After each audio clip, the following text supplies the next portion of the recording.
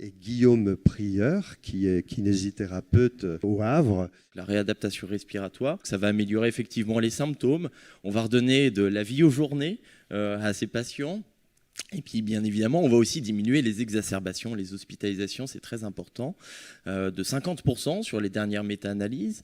Et il y a même des données très récentes qui montrent que si les patients font un stage après une hospitalisation dans les 3 premiers mois, eh ben, on diminue la mortalité à 1 an de 40%. Et ça, c'est quand même pas rien. Le problème, c'est que quand on regarde combien de patients vont accéder dans leur vie à un programme de réadaptation respiratoire, eh ben, seulement 10%. 90% des patients n'ont pas accès à la meilleure prise en charge qu'on pourra leur proposer. Il y a plusieurs raisons. Il y a un manque de prescription, il y a des difficultés d'accès, il y a un manque de centres. Du coup, il y a la CNAM qui s'est dit on va essayer de faciliter l'accès. On va créer un acte de kinésithérapie qui s'appelle réadaptation respiratoire kinésithérapie. L'idée, voilà, c'est de faire du réentraînement à l'effort, du drainage bronchique, de l'éducation thérapeutique. Sauf que le problème, c'est qu'ils ont mis une clause qui s'appelle l'ALD. Donc affection de longue durée. En gros, si vous n'êtes pas sévère, vous n'êtes pas éligible. Qu'est-ce qu'on fait des patients qui ne sont pas sévères? Puis qu'est-ce qu'on fait aussi des fibroses? Qu'est-ce qu'on fait des asthmatiques? En fait, là, il n'y a aucun acte qui est créé.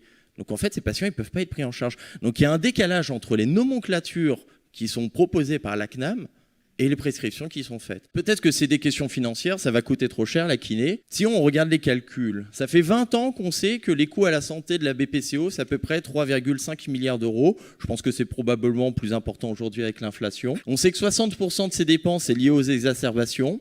Et on sait que la réadaptation, ça diminue 50% des exacerbations. Le calcul est assez simple, ça rapporte de l'argent de faire de la réadaptation. Les dernières données en date montrent qu'un patient qui fait de la réadaptation respiratoire, c'est 2 000 euros d'économisés par an. Sur une cohorte de 200 patients, 360 000 euros d'économisés sur 1 an.